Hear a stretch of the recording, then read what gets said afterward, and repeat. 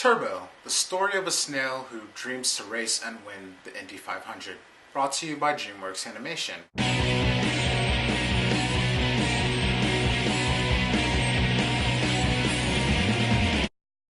Once again, a hopeful underdog has to prove all the naysayers wrong to accomplish his dreams.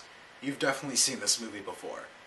But the question is, what did DreamWorks do to make this familiar tale feel fresh again? And to be honest, not a whole lot. But the movie does have enough bright and flashy colors, a game voice cast, and enough humor to still make it a worthwhile experience.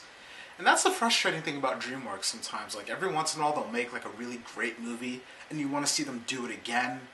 But they usually follow up something great with just one or two movies that are just each year. And that's not to say that Turbo's a bad movie, and I actually did like it more than The Croods, but I'd like to walk out of a DreamWorks movie with the same feeling I got walking out of How to Train Your Dragon or Rise of the Guardians. But getting back to the plot, Turbo's a snail who wants to go fast. He gets into an accident after wandering onto the set of the latest Fast and Furious movie. Next thing you know, he's going fast, but of course, how can a snail who can only talk to other snails get into the Indy 500?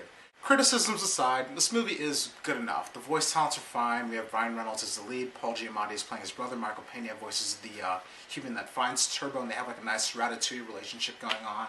I actually thought it was cute whenever Turbo would kind of just like look at Michael Pena's character and not say anything. He'd always have like a smile on his face. Like, I actually did find myself whimpering a couple of times.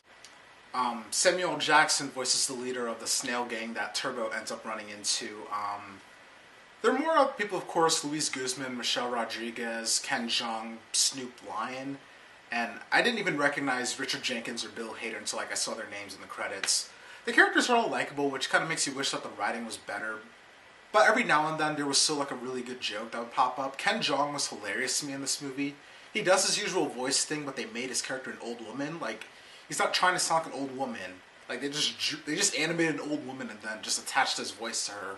And I thought that was hilarious. Visually speaking, this movie is pretty colorful. The 3D is there, but it didn't stand out to me in any way that I can really remember at this point.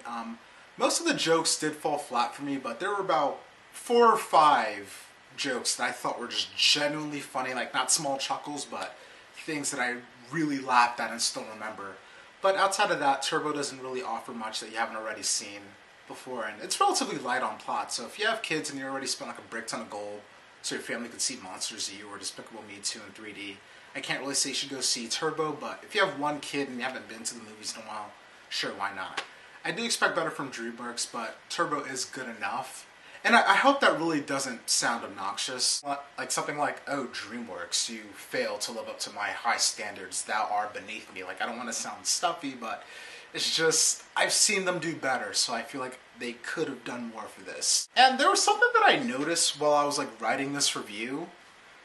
This movie sounds really dumb on paper. Like, I don't even know how it even worked as is. Like, this movie just sounds really dumb on paper. It's like, just describe the plot of this to someone. Like, write the plot of this movie down on paper, show it to someone, and then they're just gonna be like, what? How did this even get greenlit? Tell me what you thought about Turbo in the comments section, and if you like this review and you want to see more, please subscribe. I'd really appreciate it.